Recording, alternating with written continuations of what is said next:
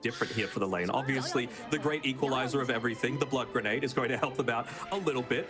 You know, the ice vortex plus the blood grenade plus the blood right, that's a lot of blood right there, is going to give them a little bit of a hand. And you never know. Anytime I see a Tusk, there's always the potential for that early try lane to be able to possibly get that first blood. And Q's the one leading the charge now into Gaimin Gladiators territory.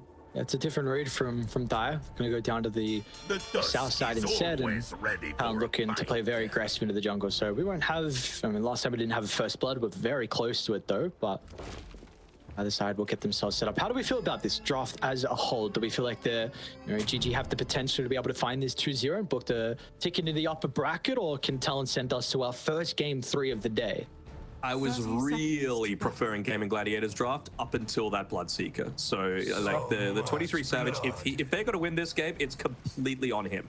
So if he's able to get enough space made for him so that he can get into that trio of items that I was talking about, Phase Boots, Maelstrom, BKB, that's not enough. He needs the Aghanim Shard on top of that, then into the Aghanim Scepter. And then we'll see what they're capable of doing. I'm just a little worried about, you know, having to contend against the likes of this break coming through from the Primal, the break coming through from the PA, and the really strong lanes that you've got in both of the side lanes. Q in trouble? tOfu should be able to get that blinding light push back. They're going to have a lot of slows as well. Jabz is actually coming back in, but I don't know if there's much that Talon can do to get Q out of danger. They might be able to get a return kill. Quill's also taking a lot of damage, and the Quills are starting to stack up. Seleri's also in some danger. They got to get away? Oh, they didn't commit onto one of them. They just got Delta split on. Who got the first blow? Was Seleri? Yeah, same as last game. So both position 5s, love and life, being able to come into it with this one. And we were talking about the potential for the tri lanes. I don't think tOfu is going to completely commit, and he does end up TPing on out. This is definitely a magic wand lane, if I've ever seen one on the top side. PA Undying. Bottom lane, Ollie. I ended up going down. Please just that up roll, right click, far out. His positioning is going to be really, really important in this lane. And he just TP'd there, man. Okay. So now he doesn't have that for the next 45 seconds. So Savage is here on his own. He's going to need to manipulate this lane solo to be able to make sure that he's able to get a lot of these easy last hits for starters. They weren't able to block off the small camp, so he's able to clear this quickly enough. Might be able to get the pull, but it's the worst possible one that he could have hoped for, the Kobold camp. Double silence, nicely done.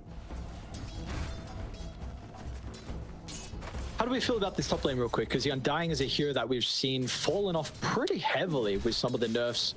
The decay 13-second cooldown, which was a big one. It is, of course, against that strength hero being Jabz. They've got the level 2 and they're ready to go, but instant TP up. Yeah. Q, he's got some stick charges, so he's going to be okay as well. Still got the zombies to prove to be a bit of an issue, but it's only a little bit of chip damage. But a Tombstone use, they're still putting a lot of pressure on with this extra level. Why not? You know, you want to take advantage of every single opportunity that you can. It's that early point into the bristleback, and I really feel like Jabz, does he need to just be survivable, or does he need to kill people? That's the thing that I'm considering early on, right? You know that Savage is going to be able to do the killing if it gets late enough, so maybe you do just go into the classic build. You do max out the bristle. Speaking of Savage, he's in some danger. tOfu actually doesn't look for the blinding light. It's going to use it to push him away instead.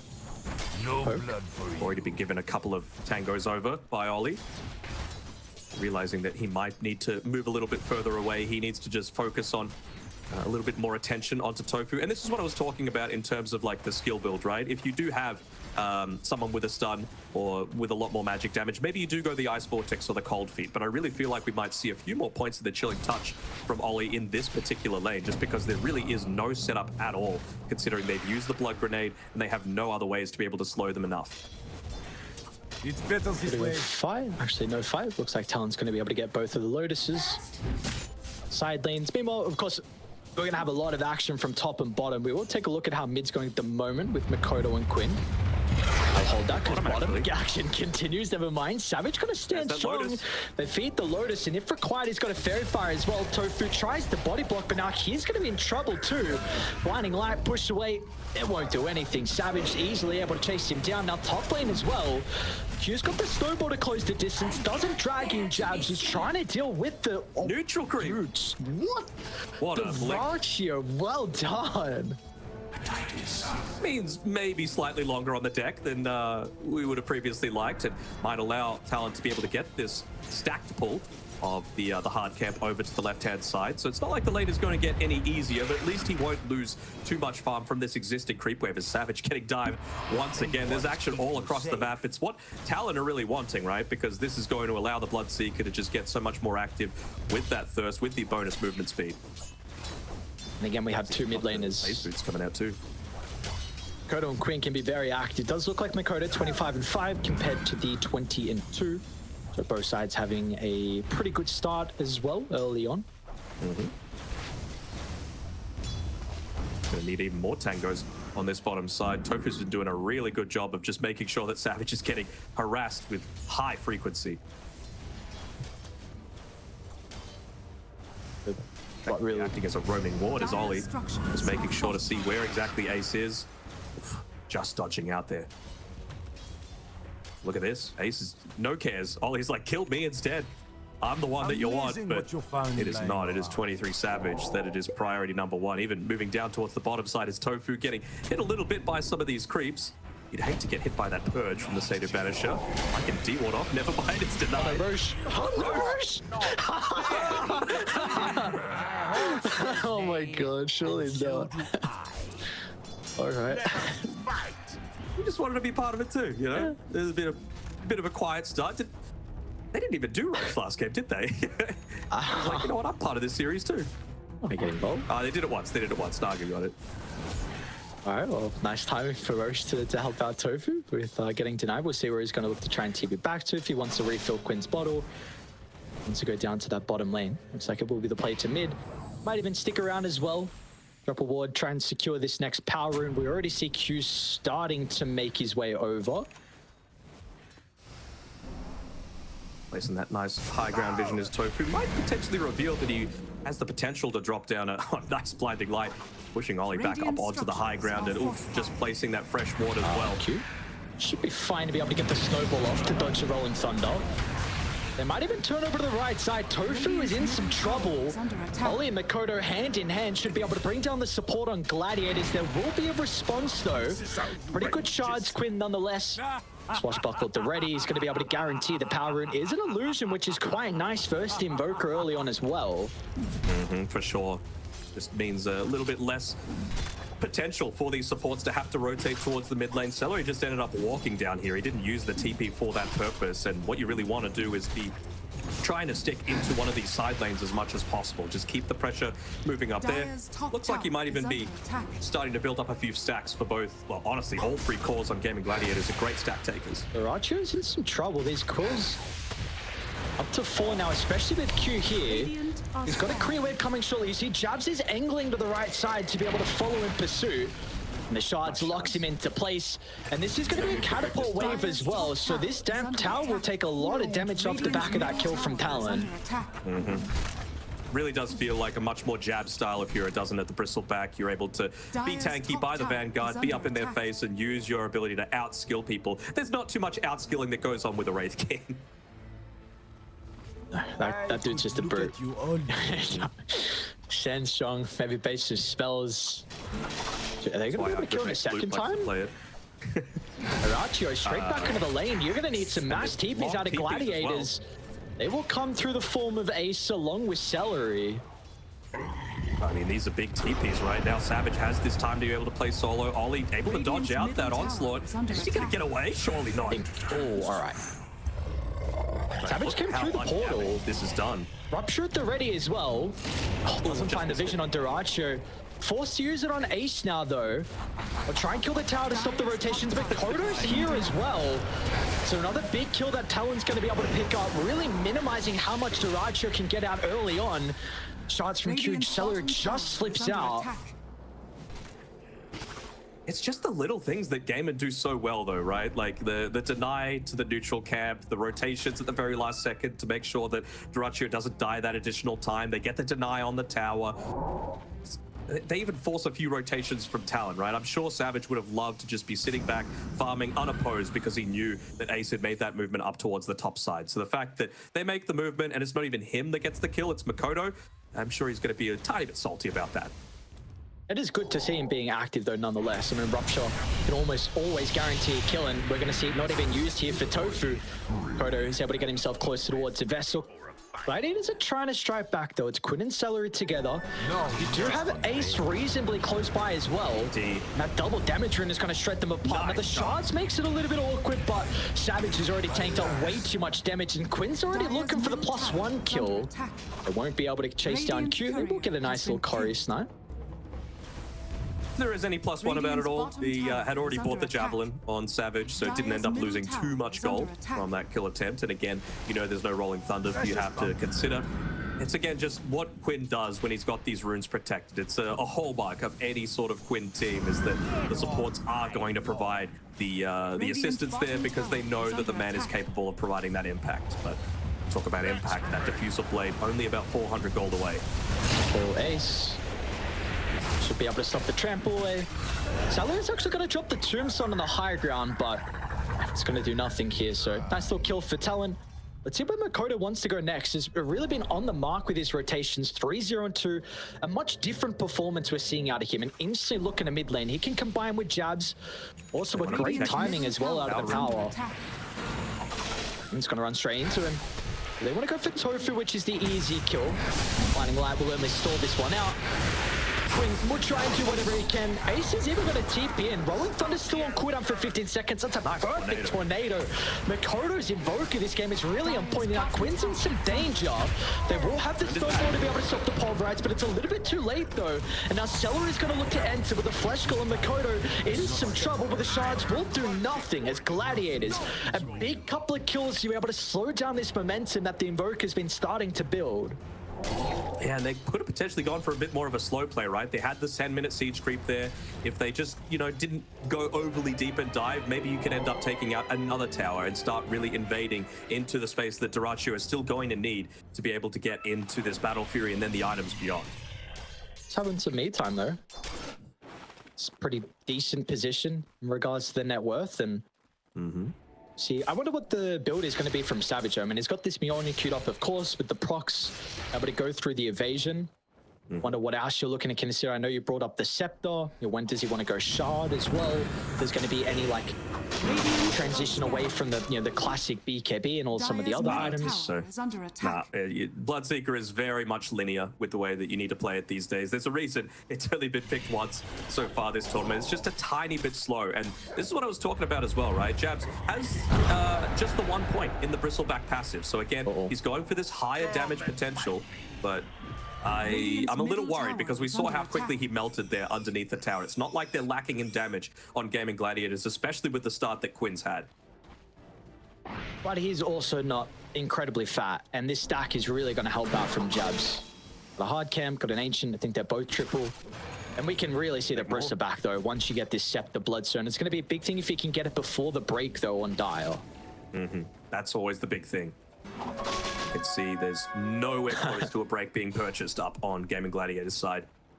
Wanting a Blade Mail first on Ace, I would assume probably the Heart before that, but you know, I could consider him just going straight into the Aghanim Scepter on Ace as well. Yeah, for PA, it's going to be quite some time until she considers going for that Aghanim Shard for herself.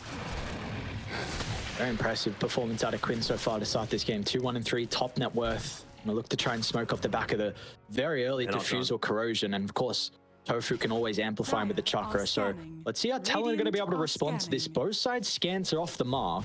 Identical times though, so both ones clearly know that something is up. Ollie right now alongside Q, just acting as that little bit of a distraction. Probably don't want to be giving up both of them, right? We know the level of impact that this Ice Blast is going to be able to provide. They are lacking a little bit of that lockdown if Mikoto isn't around, so he's just hanging around in this mid lane, wants to get into that Midas so that he doesn't fall too far behind Quinn. They won out. Yeah, they won out completely. Feels like Quinn's going to get a lot more of his net worth off of kills, right? Obviously, taking neutral creeps is a lot faster ever since they gave mana to basically every single neutral creep with this Diffusal Blade. But look at this, the support's just taking away a little bit of the dyrachyo farm as well. He was still going uncontested, man, and his net worth is now just taking over the position of Mikoto. We have not seen them hunt him down so far. I mean, Savage has also been fine, 3-1 and 2. He's got his farming Seller in the Maelstrom. But Seleri's got a great read on this, that they're hunting dyrachyo. He's going to maybe act as a smoke block, or if they jump in next to the T2 tower, could keep him alive long enough for some extra reinforcements. Somehow don't see each other until the very last second, and there we go. They're eventually going to end up backing off as kind of okay. Yeah, he ends up TPing away up on that high ground. The courier ended up giving himself away a little bit. Not the worst. It's not like Gloves of Haste really would have changed all that much for the start. And he's already got that Midas starting to get queued up as well. Even picking up the Wisdom Rune for himself. Dire's middle tower is under attack. Very similar to game 1 though, right? Where it was a pretty action-packed like first 10 minutes and then the game starts to slow down. So do you feel like there is a side that is enjoying the status quo more than the other currently? I'd say both, honestly. Like, a lot of the plays that have been happening from Gaimin Gladiators have been this trio of Pango, Coddle, and the Undying, just because they've got the farm that they really need. Again, supports don't need that much. You've got the Urn available on the Coddle. Quinn, we've mentioned time and time again about how much farm he was able to get early on into the piece, who is going for a satanic. Oh, wow. And it's really just all about making space for the PA, enough said, but also the other break potential coming through from Ace. Why is he going satanic versus AA? I'm very intrigued. Sure, the spell is quite nice, but this is a very interesting choice from Quinn. We'll see how it's going to work out. Maybe just thinking that he's not the one that's going to be the main target for the AI blast. So Ace charges actually through Talon, but the vision, no, dude, again, back-to-back times that they've tried to bring down Ace bottom lane. This time they wanted to set up with Mikoto, but he gets out. Just those little decisions like going the Fated Brooch, right? Obviously with a Primal, the Trample gives you a lot of value, but even just there, we saw Windlace, Phase Boots, Fated Brooch. It's enough to be able to get him away. And the fact that it was nighttime as well, right? The movement speed buff that you get.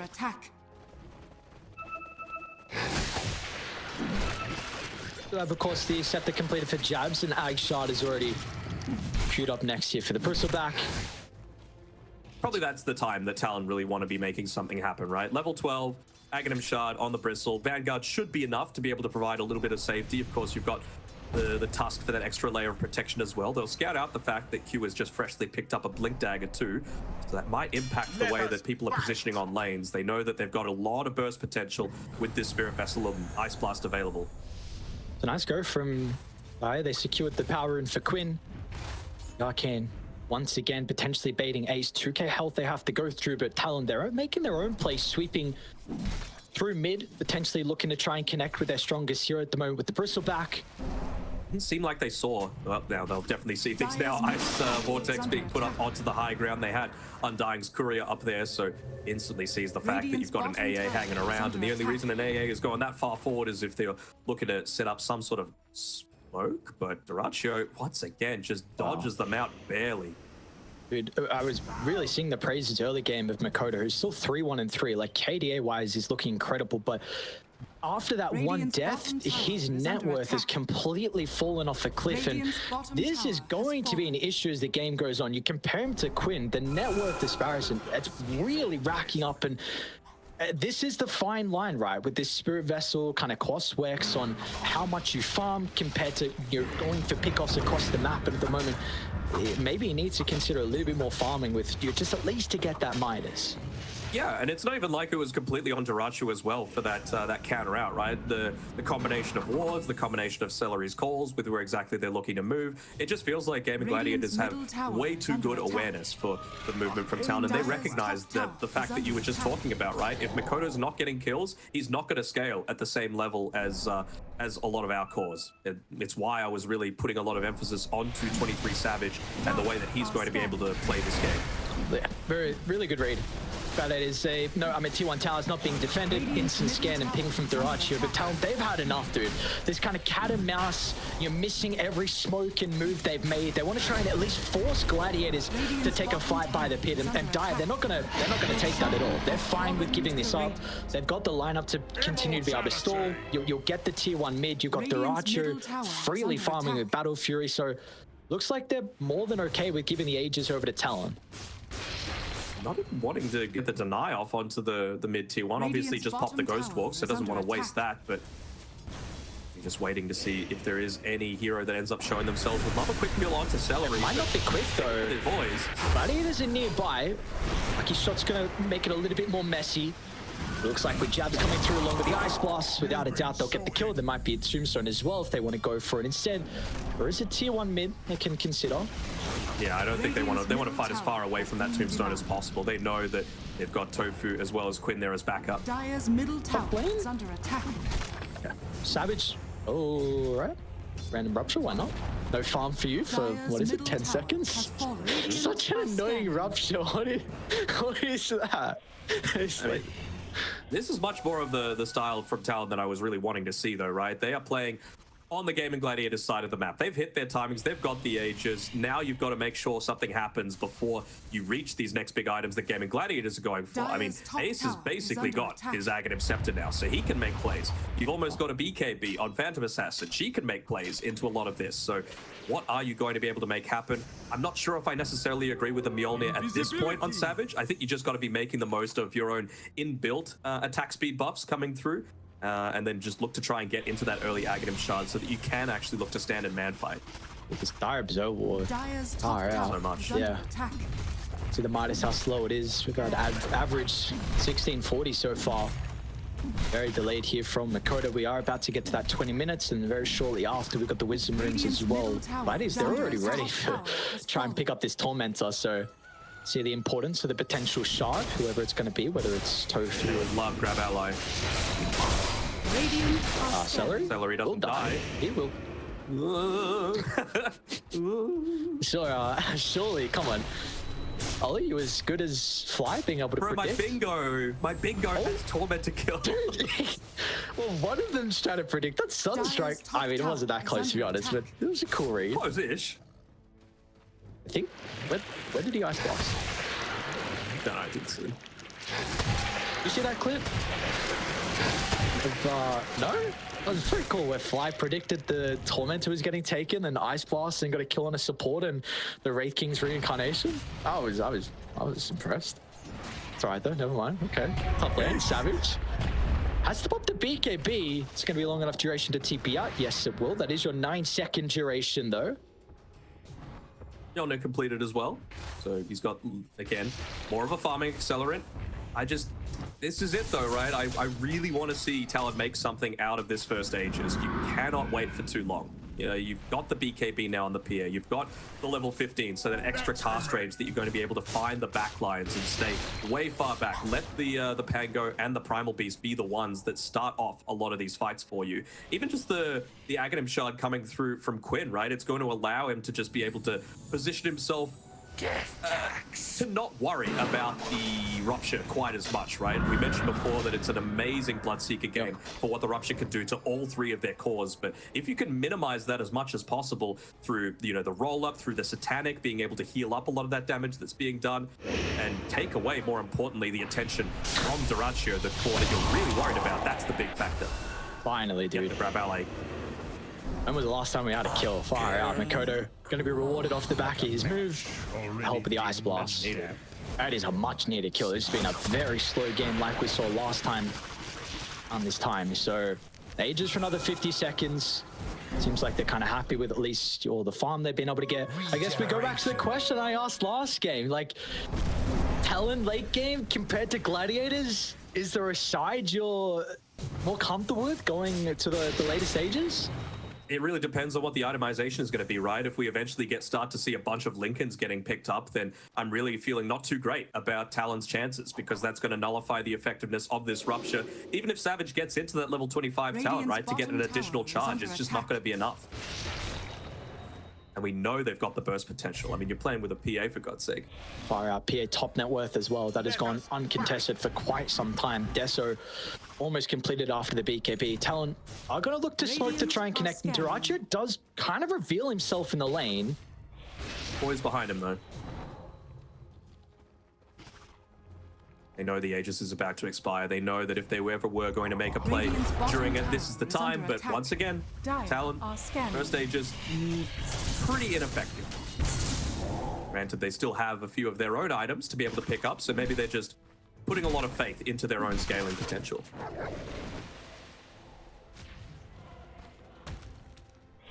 What do we feel like is kind of going wrong with Talon with all of their attempts not working? Is it just the props really need to be given to die with their read of the map and whenever Talon's moving? Or is it like, you know, maybe the ward placements from Talon, not as much emphasis on shoving out side lanes? Like, what do we feel like it is? How can you do it as a Tuscan and AA? That's the thing. Even the Invoker, right? This isn't an Exort Invoker where you can, you know, use the Forge Spirits consistently just to be those ones shoving out the lane. He's trying to do it whenever possible. 4 points Quas, 4 points Exort, so he's going to have 2 Forge Spirits, but it just feels like Gaming Gladiators have the superior draft for that exact purpose that you're talking about. Love to see someone pick up this Lotus pool. That'd be a full greater Lotus. Just watching 24 minutes in. 5 heroes just huddling together now. We have a Midas on queue. Like, are we really in this position again where we have a position 4 going on Midas? Apparently this is the status of this game. I mean, I'm not the biggest fan of that, to be honest. I was really hoping for him to get into an Aghanim Scepter just because you've got the Bloodseeker combination, right? You've got the ability to isolate. You've got something else to be able to set up for things like the Ice Blast to completely isolate someone away. And no, man. Solo. They don't want to take the Bay. Maybe they think there's more. They'll drop the ward. There's a sentry in range. Jabz should know. Sees it. Activates the BKB, tries the turn, but once AC's going to be in with the break, might be a little bit easier about killing the Bristleback. They're hesitant though. Gaming don't want to commit heavily, and now with the reactions out of Talon for the grab ally, will keep him alive momentarily, but it's not going to matter. Stunned as he re-enters the living. He won't be there for too long. They want to go back in though. Savage is committed with the BKB. He's in a lot of trouble as Quinn's going to be able to target him down for the moment. Has more than enough wards to be able to bounce back off the ruptures, proving to be annoying, but it will not matter in the end. And now Q can still jump over the top. Jabz is starting to stack up this damage. His Bristleback has gone uncontested. And where is dyrachyo? Just not involved throughout that team fight. Was having a bit of a battle over on the left side. I think he killed Oli, but maybe with him there we see a different fight. But in the end, Talon, they're able to come out on top. Yeah, Mikoto providing a lot of that control, preventing the PA from having too big of an impact. Still ended up doing the most damage on the Gaming Gladiators side, but that's the power that you're really looking to see from Jabz, and they put so much priority onto taking out that Primal Beast. They still don't have the break, so you don't have this answer to the Bristleback just yet. He's put a second point into the Bristleback. Keen to see if he puts any further into it or if he's just going to prioritize the stats from here on forward.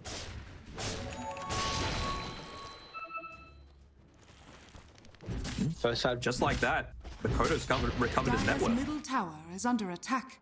Yeah, that he has. Hurricane Pike now completed for Mikoto. Importantly, levels as well is looking good. Level 15 mid lane. Trying to be able to get He doesn't have any charges at the moment on the vessel, so doesn't have that easy way to be able to combo together with a cold snap, but they're going to need it, right? Like, you popped both BKBs pretty early on Talon there, and I was a little worried for their long-term potential in that fight, but really just going to show that if you don't have an answer to the Bristleback, all that doesn't really matter. I want to go back to something the panel mentioned previously in that last game where they highlighted the Midases were a little bit of an awkward timing where they weren't able to play with kind of the strength of the Naga's early, like 3 items. I do wonder, like, if you win these fights, we're not going to feel it as much, but there is some big timings out of, 23 Savage early on. The Bristleback really importantly this hero. So if you can win the next fight and continue to stall, then sure, we're going to say this Midas is great. He's going to get sceptered at a pretty early timing. But if Gladiators win this fight, then get Roche, the map will be difficult to play with. They could Jabz the start.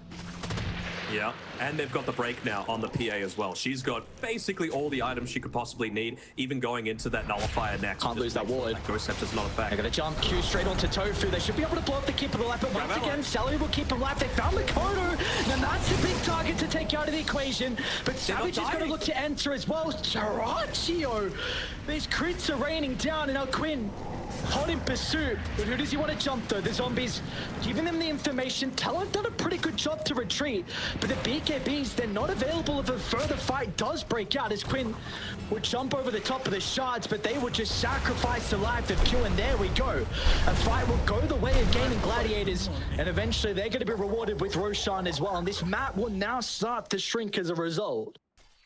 That's all right. He's got the Midas. He'll be fine. Recovery Midas for the Tusk coming through. But yeah, just like you said, it really does show that if you just lose one fight, if you don't use the net worth that you've built up for that level of effect, are they coming? look at how much damage. I don't know if you could look to fight this. I mean, an instant Sunstrike maybe when Mikoto comes up to see if Ice Blast actually is the case. No Ice Blast and complete vision as well. Ace is acting as that frontline bodyguard. Ice Blast is coming through now. It's got a clip on two. You've got the Age has been instantly taken care of. And now they won't get much value out of the break as well. It's going to be on cooldown for a little bit of time.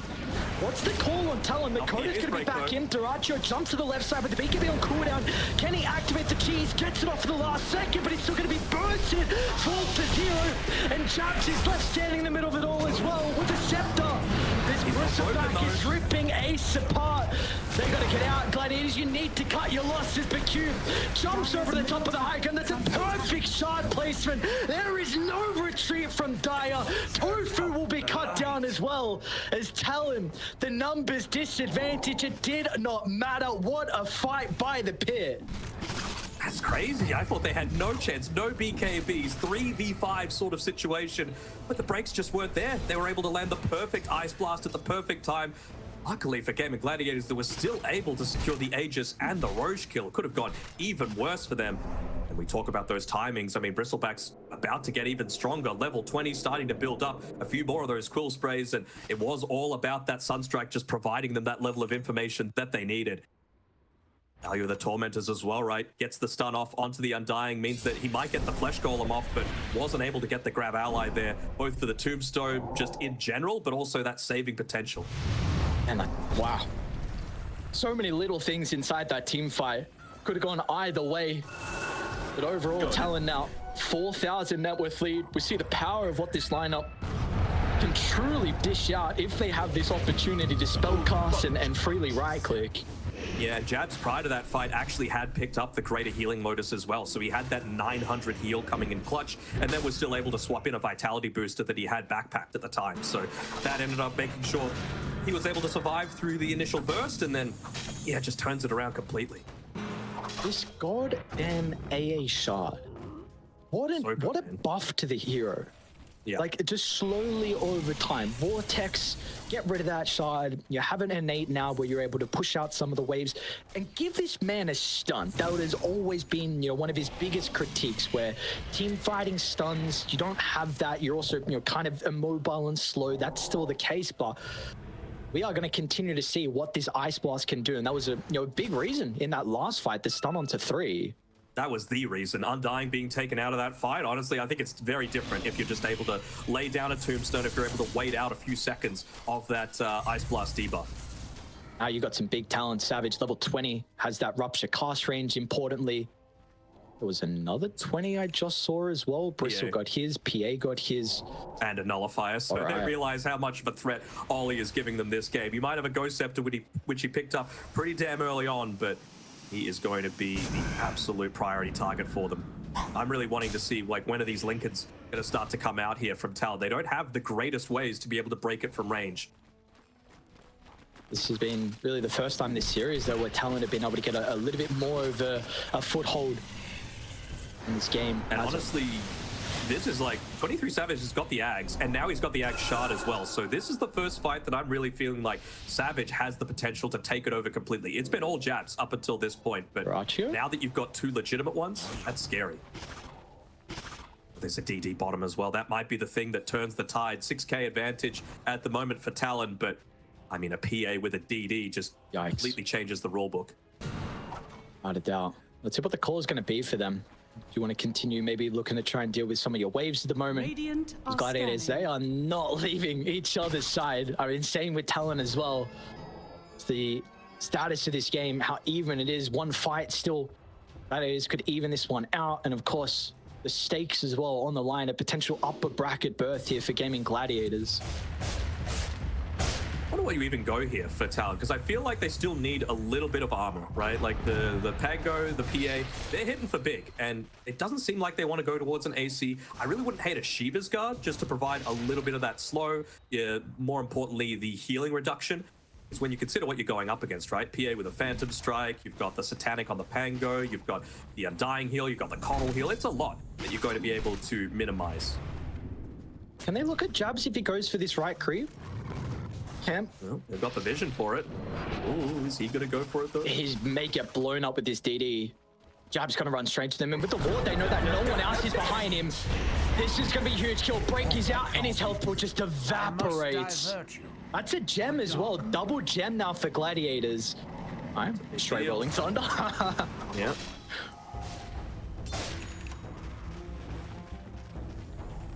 Still pretty long cooldown on it.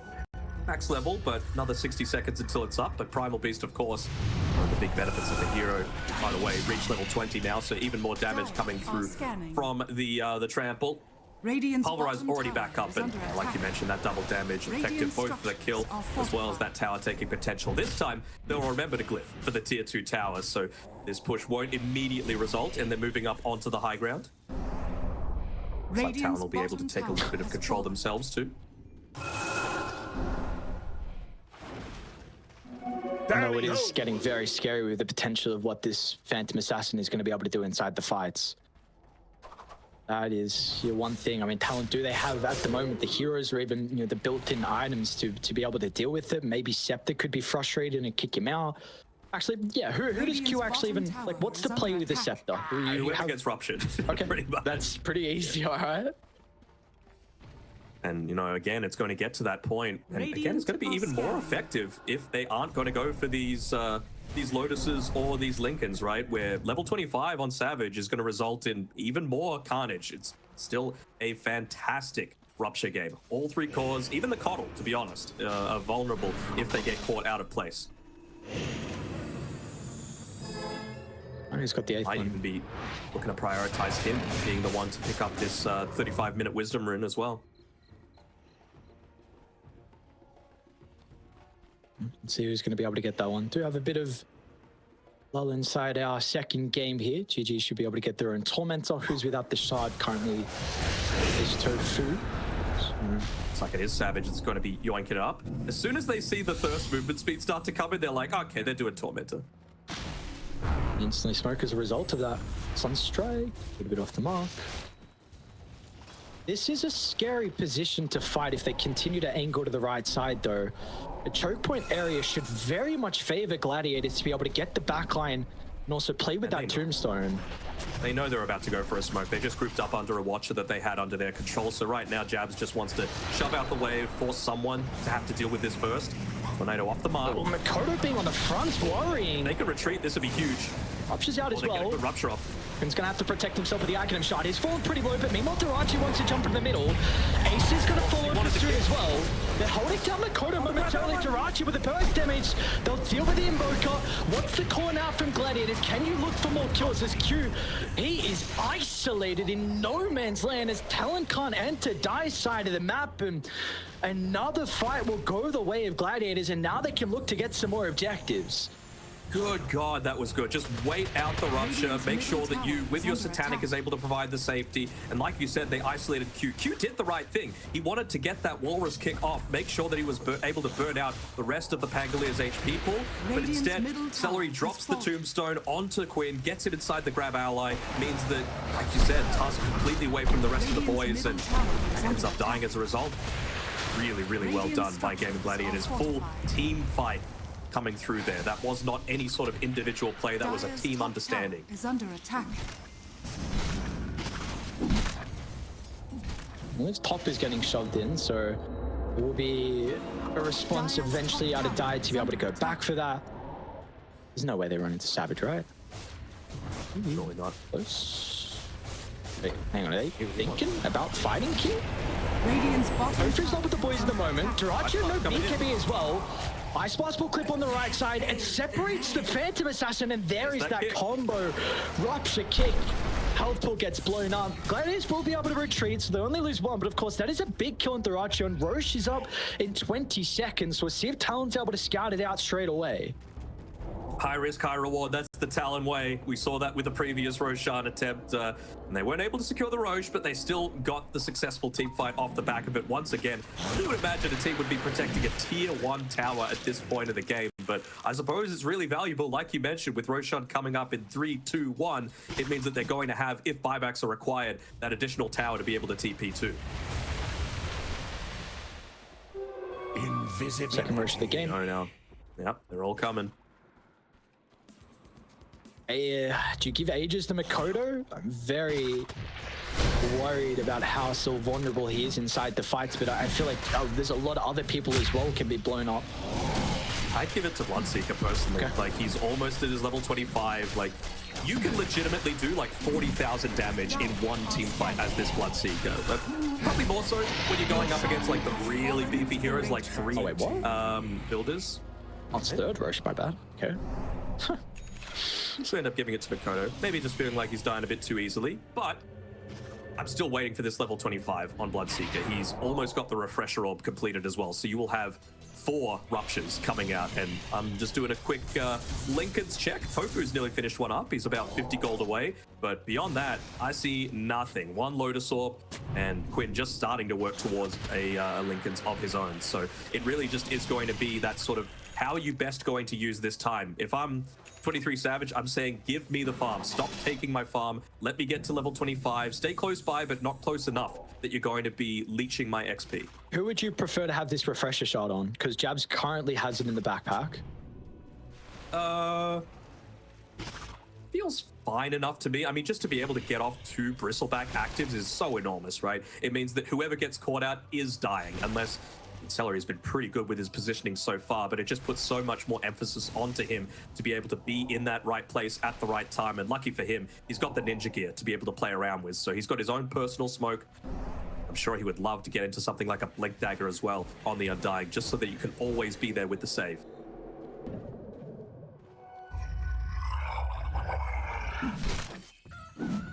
What's a gem count as well? I know Dai had 2 before. It's like Coddle's still got 1. The other one's in the fountain as well. So probably going to have to see Talon soon look to consider that. I mean, you really need these items. I mean, Ollie has had this Hexecutor for quite some time. Q would love the 8th lens to be able to enable that combo we saw prior to deal with dyrachyo.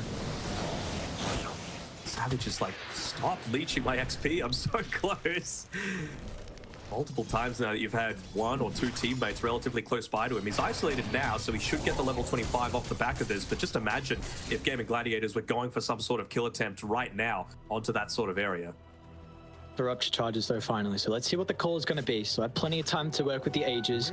They do not have any deep vision to potentially look to smoke to. The ward's in fact still getting held. And I wouldn't even hate the refresher being given over to Q, to be honest, right? Like double walrus kick with whoever gets ruptured, that's pretty deadly.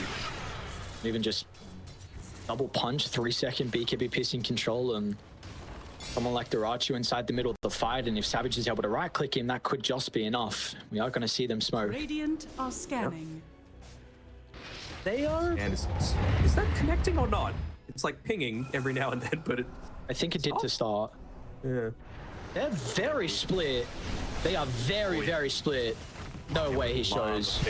Surely. They're going to see the dagger. But I mean, they have no vision on the backline, though. They don't know that anyone else is not behind dyrachyo, so it is still scary nonetheless. Bottom tower has fallen.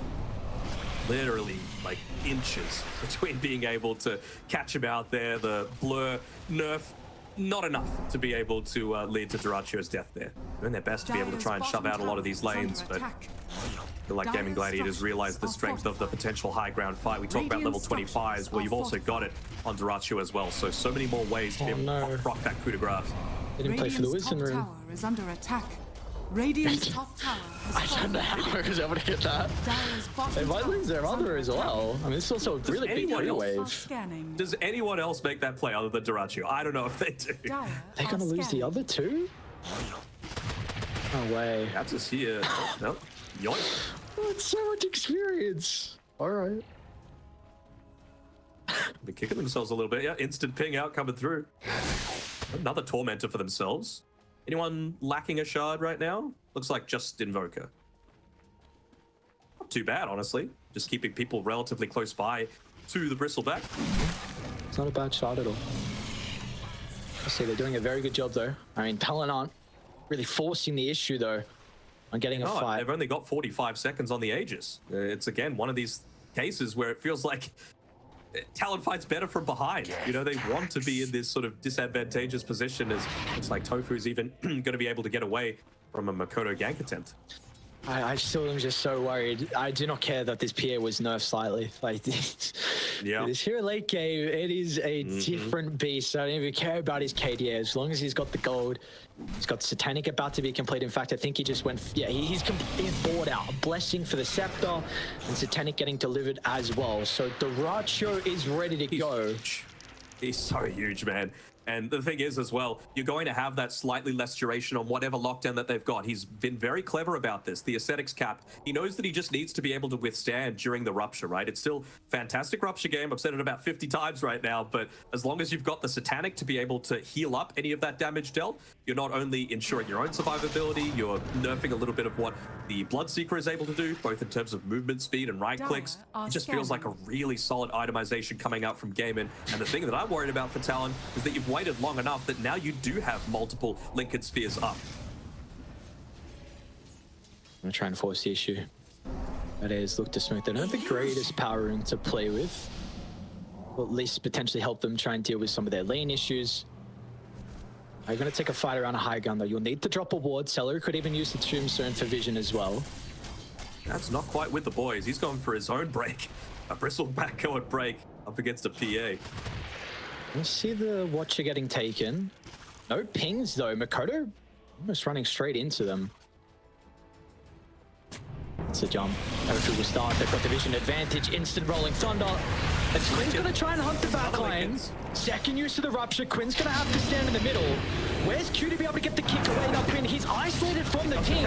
It's all up to dyrachyo now, but the Rupture's used. He should be free inside to fight. He's going to try and chase down Mikoto to the south. A quick disengage gets him out of danger. They're not done just yet though. Ace hunting for more, but Talon retreated to the safety of their high ground. Do they want to go in though? It's just such good team play coming out from Gaimin Gladiators, man, right? Like, you're going in, you're popping the Satanic, you're getting down to about 30%. Quinn able to heal up to a very, very healthy portion. And then the perfect timing from the grab ally. Not too early, not too late, making sure that if you were wanting to get up onto that high ground, you're competing into zero vision, into a tombstone layer down at you. And by the time he pops out, you're playing alongside of a Keeper of the Light, right? So he's going to have another set of spells to be able to play around with too, with no ruptures left. Raichu's just ready for someone to step a little bit too far forward to blow him up. One will give him that opportunity though, so they'll go back at a T2 tower.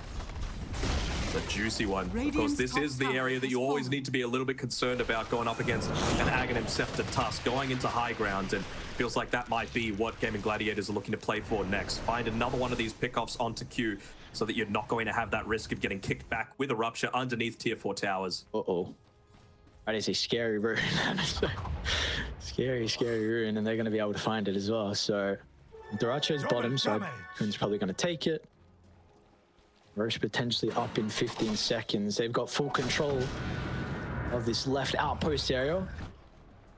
Did they lose the gem as well in that fight? No. Okay, so Ollie's still holding it, and still a pipe dream of this Hex. He's getting close. Billy coming in value. Even just his own level 18 would be pretty nice. Extra second on the Frostbitten, extra little bit of damage.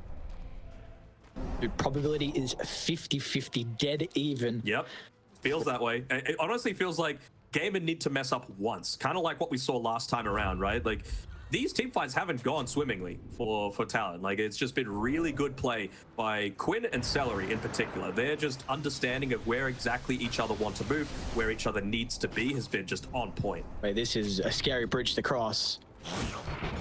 Ollie will lead the charge, wants to drop his own ward, which completely scouts Talon out. The dyrachyo is going to be able to jump as well, but the break's there. Jabz is in a lot of danger. Refreshes his health ball thanks to the cheese. Now dyrachyo down low, they blow him up. No dyrachyo for the team fight. Talon, you've got to get more. This is is your one opportunity. They'll try and cross the bridge back to their side of the map. Ace wants to try and disrupt them, Perfect but the tornado clips on 4. Dyrachyo will bite back, but he's way too far away from the team. Ace is going to hold down Savage on the right side. Ace just solo killed the Bloodseeker. Now there's a big opportunity. Gladiators, they'll need to get more out of this. The investment out of the buybacks is costly. As Quinn should stop Mikoto on the retreat. If they got the protection, it looks like they do. Will try and TP out, but the rock throw will stop him short. As Gladiators somehow come out on top. How did he do that much damage? I suppose maybe he had the blood mist running at the exact same time as the blade mail was being popped there by Ace, but literally 100-0 on that Bloodseeker. Crazy amount of damage done by him, and now he's level 25 as well, so got even longer duration there on the pulverize. Just going to be able to completely lock people out of the fight. They're going to go for a cheeky play once again, but GG, they're not phased. They're just going to finish this Roshan and get a refresher shard of their own. So I guess the big thing is the fact that multiple really important buybacks were used. Of course, we're looking at the dyrachyo buyback. I mean, Seleri is nice, but there is a win condition now. If you killed dyrachyo twice, this game looks very different. Just kill him twice. It's easy. Easy. I killed him once that time. Once. That's the difference maker. And again, it's the scary prospect of going up onto the high ground. I want to see how much pressure they put up onto this high ground when they don't have the Bloodseeker, when they don't have the Invoker. And if Talon have the cojones to use this buyback, if Q is able to get into a good position for a kickback, they might be able to do it. Oh, they're looking for it. Maybe being able to blow him up. 4-0. Seleri again. Again. This tombstone save. And now you've just sacrificed Q's life. And Bristle's in a little bit of trouble as well with the breakout. Ace sees an opportunity to be able to charge in the middle. Savage tries to do what he can, but it's not going to matter. Now dyrachyo senses an opportunity. Mikoto with the tornado will disrupt. The combo is going to get laid down. Kick further inside the base. Gaimin Gladiators. What can you do on the respawn? Jujutsu even sacrifice his life. Quinn will try and give an opportunity for the Phantom Strike, but the instant Hex is finally there. And now they're looking for more as well. Ace, kick back. This is the opportunity Talon have been waiting for. Ace will go down without a doubt. It's just a question of can they get more kills. As Savage will not be able to cancel Quinn's TP, but that is the dieback on dyrachyo. 100 seconds for Talon now. Yeah, for sure. And, you know, you had to use a couple of buybacks onto Jabz and Q. Well worth it. They were just wanting to wait things out, get that satanic. Perfect use of the stun combination to make sure that you really didn't get too much value out of the PA. And you see the lines being drawn out by Savage. He is like, we are ending this game right now. We're not going to get a better opportunity. 50-minute creep wave, double siege creeps, and plenty of units to be able to soak up all of this multi-shots. If Talon choose, if Gaimin Gladiators choose to commit that glyph of protection. Obviously not wanting to do it for a tier 2, wouldn't be refreshed, but now's the time. Can they do it? If anyone shows their much a jump again, you know there's no buyback from the Penguin. Quinn in the middle. Hang on, Bloodseeker, what is the damage on Savage? It's going to be really cautious, but we're going to just try and waste as much time. But again, if anyone's nearby, Q may look for the opening with the kick. He's starting to run up. Jabz is just softening up a little bit. Wait, Jabz? Why not? Dude! Quinn's in trouble now as well. Sorry again. Remember? Oh my lord, these tombstones, but it is just space. One building down. What's the call from Talon? Dire's middle barracks are under attack. Call is to keep on going. They want to have this map advantage. They want to keep Gaimin Gladiators fighting on their side of the map. They don't want that instant pick off into a dieback, into the inability to be able to fight, and they know it's 20 seconds until the PA is a concern. Jabz doesn't have the greatest mana pool for this fight. I don't think they want to take a fight at all. Yeah, they're going to clean up what is possible, and then they're going to get the hell out of there. Look at the respect, man. Far out. Not give a opportunity. This is still just under 4 minutes where there is not a buyback for dyrachyo, and they have showcased they have the capability to be able to kill him inside these fights. And if you can somehow kite the primal, there does seem to be a potential damage issue. All right, at least this time Mikoto was there on the bottom side of the river, because there was another freaking double damage, but Invoker ends up picking it up this time. But Daedalus, dude. All right, let's see what Mikoto can do. Jeez. Did he still wants to keep alacriting himself. No vessel charges is a bit of a concern. buyback status as a whole this game. Savage and Mikoto, the only ones on Talon. Gaimin Gladiators. Quinn's going to have enough gold in AT. And of course, the Dynamo, he's got enough as well. Going for another move. And they find a pick off even. Q's got a Octarine queued up. I understand it. Just wanting to get more Walrus kicks. I wouldn't hate seeing him go a Silver Edge as well. It's a good ward. Another way. It's a really good ward. So it's going to pop. Oh, good reaction. So quick. Seleri, I think, has been the MVP. Hang on, they're coming. GG so far. So it's going to pop. Oh, is in a really peculiar position where they can just blow up the support. A quick guaranteed kill onto an easy opportunity. Gives them a 4v5 and potentially more as well as Q's going to go down. These are the heroes without buyback. Savage. No, Savage, He's not trapped himself. He can beat Gibby and TP, but you got to make a call pretty shortly. He's going to TP now. His ace disrupted the charge. Won't stop him, but dude, now no one's there. The dieback. No one is with Jabz. It's just Mikoto as well. But the Invoker, he also needs to get out of danger. That is a disastrous team fight. The worst thing that could possibly happen. As Savage is going to try and do whatever he can, but one crit jump over the top. The dyrachyo will not let Savage get back to the base. And now they send blood in the water. Mikoto as well. You could not have had anything worse happen for Talon. And now as a result, Mikoto, they'll catch up to him as well. Buybacks are used instantly. I guess at least the lanes are in an okay position, but my oh You see my. exactly where they're going, right? Mikoto goes bottom, Savage goes top. Try and shove out these lanes as quickly as you can. Radiant's Love to be able to just drop that Mjolnir buff onto somebody that you can't Savage. show yourself. This is ballsy, Savage. You got to get the hell out of there. But they might not even care. Radiant's They've got the top tower creeps. is under attack. 3 is enough. They're just going to go up onto that high ground. Buybacks coming up shortly. 50 seconds until the AA. And a minute until the PA. So dyrachyo feels confident in being able to go for this all-in style push. Radiant's middle tower has fallen. Got glyphed, but Radiant structures it's a are falling. miracle hold. Gladiators one fight away of getting some revenge when Radiant's Talon middle tower is knocked under them out attack. of Riyadh. Radiant's See what the middle combo's going to be. tower Oh, has fallen. it's not on the mark. You tried to set up with a tornado. Still getting They're the just going to go debuff. for the throw. dyrachyo might die to the Sunstrike. That's a big start. Mikoto's putting in work in the defense. Ace will try and turn to Savage, but Q kicks him right next to the fountain. That is the damage they need to bring down the Primal Beast as well, and they have held. We are not done just yet. The Savage will also stop Seleri from getting out of maybe Seleri? Oh, cute. Nice prediction. All right, it's able to catch up to Seleri, so at least there will be a third member that does go down. One of those members that did buy back previously. That's his dieback, even though it's up in another 5 or so seconds. But you could just see how anxious 23 Savage was there, not wanting to full on commit. He bought back himself, and he's going for a freaking E-Blade, man. He just wants that extra little bit of damage. They want 100-0 people with this Rupture Kick combination.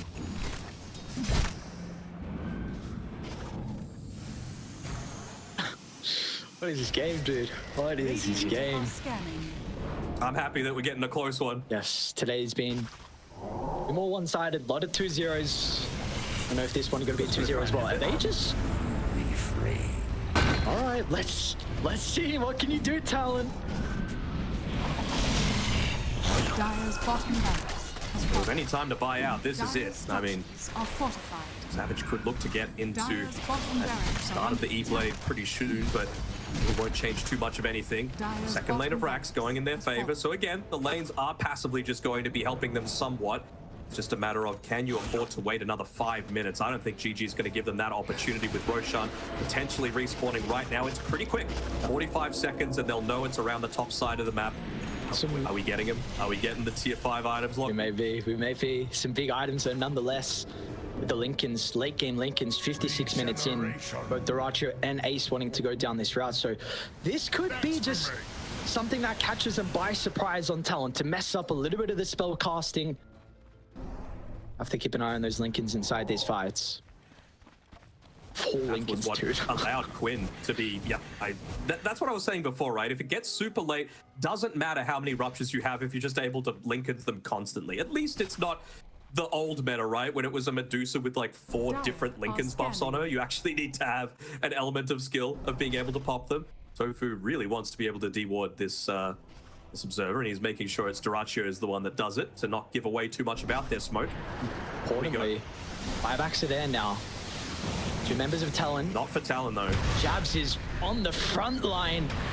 They're gonna try and poke at the Bristlebak to start. Blinding Light pushes him out of Ace's charge in the middle with an early BKB out of Jabz. It should be okay. Looks like that's all. Mikoto's in. Rolling Thunder's a big deal. And yeah, look at bottom. Yeah. It's pushing in. Someone's going to have to TP back. Do you have the shard on Coddle? You don't. So I want to see if we do see tOfu look to try and pick that one up just so that you can recall Quinn back to the fight if absolutely necessary. And they'll see first that Roshan is up. I build on Savage is crazy. I know you brought up the Yasha and Kai before. He's got Timeless Relic. Yep. Very interesting. All about that spell damage, man. Just let the Blood Rage, let the Shard and the Aghanim Scepter do the work. There's the Shard, and as Quinn re-delivered once again, Gladiators, such a power position for them on this high ground with the ward. It is very difficult for Talon to be able to break that. They're just going to have to wait for the lanes to get pushed in. That's the main thing. So they will have to go back eventually. They've got scouting tools, right? Like you can use the hairball for it. They could use the Sunstrike for it. They can use the Forge Spirits for it. Lots of things, but you just got to be careful on Ollie in particular. Don't put yourself too far forward. Yep. Patience, that's middle it. tower is under attack. No glyph. From Zoe, it is the road to TI.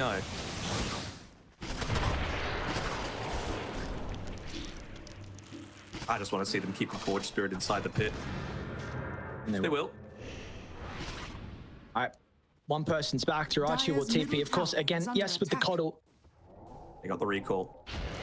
And we got 40 seconds until potential tier 5 items. So not the worst place for GG to be holding up here, up on the top side. Then again, it is going to be moving down bottom in about 30 seconds, right? And you have to be very careful about that if you're Talon, right? Like if you TP down bottom to be able to contest this, yeah they're actually going to set up early. Not sending those Forge Spirits up onto the high ground, so they don't know about this. So if you TP down, they're already going to be there, and then if you buy back, you're not going to be able to TP there again. So they could once again look to isolate this Talon roster. They've been doing such a good job of it so far, despite not really having the tools to do it. Really nice Sunstrike coming out there from Mikoto, predicting the fact that they were already down there. So instead, they TP down to their tier 3 tower, and they're just going to look to run it in. Still would mean that they won't have those buyback TPs, so it's going to be another one of these cat and mouse sort of games where can they just look to wait it out until their TPs are back off cooldown. dyrachyo is not here currently. They're supposed to try and scout and give them really much information. dyrachyo is trying to get these neutral items. One will be dropped now. Aces as well. Very short, okay. Radiant are scanning. Shadows from Savage. Their shield's not bad for a freaking rupture. Is Mikoto just trying to see if dyrachyo is going to deal with this wave? I guess this is a nice thing where Talon can kind of intercept anyone looking to get to Gaimin Gladiators' position. Yep, they're using the Forge Spirits for the vision around the pit, so they know they're not losing a big objective. Someone's going to have to deal with this, so it's just a question of how are they going to be able to respond to it. It's the siege creep wave as well, right? So someone needs to be addressing a lot of these super creeps that have pushed into the GG base, but being patient. They're just getting their tier 5 items, and now it looks like the recall back onto dyrachyo, and they're going to try and slip inside. Quinn did just TP away though. They know they're in. They know they're in. But you got recall, man. It's going to be up soon. So Sunstrike to scout. A bit split at the moment from Talon. It's not going to matter. Roche just getting poked. All on Sky by Pango. I mean, it's just more time that you're invulnerable, right? Not going to be taking damage from that rupture, providing a little bit of that extra control that the PA needs. Spoken about how the Talon have the capability with bottom and mid getting pushed out. You see the same as well with top. It's a big wave that Ollie has to go back to deal with. It's a catapult wave as well, so they don't want to give over this full set of barracks. At least it's an AA, so you can still have that big team fight impact from the base. It is, but Radiant's top barracks finally found a little bit of isolation. No one's claimed that watch from right now. Quinn, he's not going to mess around. Instant rolling thunder. They're going to get to the back line. There's the link. Savage. He's in a lot of danger. dyrachyo is going to try and close the distance. Savage, can he get any lives? Still back. It's too late from Mikoto spellcasting. Still, they will get a return kill. Can Mikoto slip under the cover of the invis though? Ace has got the detection. Pulverize slams him into the ground. The buybacks are the pivotal thing as they're already back in the middle thanks to tOfu's help. Can they get any more off the back of this though? Ace is going to try and get onto Jabz. They'll separate themselves. Two fights are breaking on simultaneously. Jabz uncontested so far, but he's not going to have the mana or the health shortly as well. As the breaks are proving too much of an issue. Look at the mid base though, Mikoto. He just pulled back to Mikoto. This is an all or nothing play. Quinn's going to need some assistance as well. They'll get the TP in from Jabz. They're going for the throne, man. Someone needs to respond. It happened to them at Rehab with Liquid. They're trying to see if they can do it themselves. But they're not going to have the numbers. Jabz is pretty goddamn survivable. Two fights again are happening. dyrachyo. He's not with the boys. There could be an opportunity. dyrachyo and Savage going toe-to-toe. We're going to push it down to the southern side. I mean, back to mid, we see Jabz and Quinn. The BKB protects the bristle back down to the south we go. Ice Bards connects. When is an opportunity for Savage? First Hex is out, and that's all they need. A dieback on dyrachyo. 2 minutes without your Phantom Assassin. Are you kidding me? They didn't die on Talon as well. They were somehow able to get away on both Jabz and Mikoto, get away with murder, forcing everyone away back to the base and Q, interrupting the TP return from dyrachyo as well. They're still having to be very careful about this, though. They're backing off. They're using the Book of Shadows just to try and give themselves a little bit of a reprieve against the likes of that PA whenever she tries to jump on them. 3v5, who cares? Dire's middle tower. Gladiators have the confidence charging at Talon. They do not want to let this Roche go. Gotta care a little bit. 80 seconds still to get Roche and also go for the base. This is your best opportunity, Talon, to send us to a game 3. Yeah, Mikoto's about to get an Aghanim Scepter for himself as well, you would assume. Just getting himself that little bit of extra control. Do they go for it? Being one of the ones that bought back, he's the one to claim the Aegis of the Immortal. Surely, right? 50 seconds? 60 seconds, yeah. Ollie not with them for now. Just once again, looking to influence this top side of the map. No way. Oh, no way. They're not going to go for the finishing blow, so we will stick around for a little bit longer.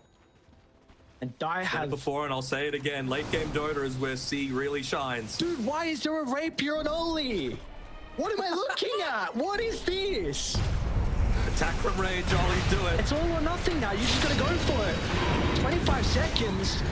Quinn's onto Mikoto, BKB. They want to deal with the tombstone. What's the call? Messy inside the team fight. There's a lot of damage from Ace. He's trying to control the backline, making space. The throne is now exposed. Talon, they're going to go straight for the jugular with a Stitch and Desolator. This base is falling fast.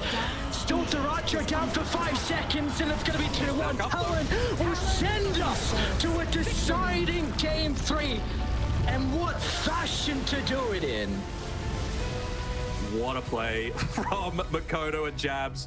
The balls on these men, and you can see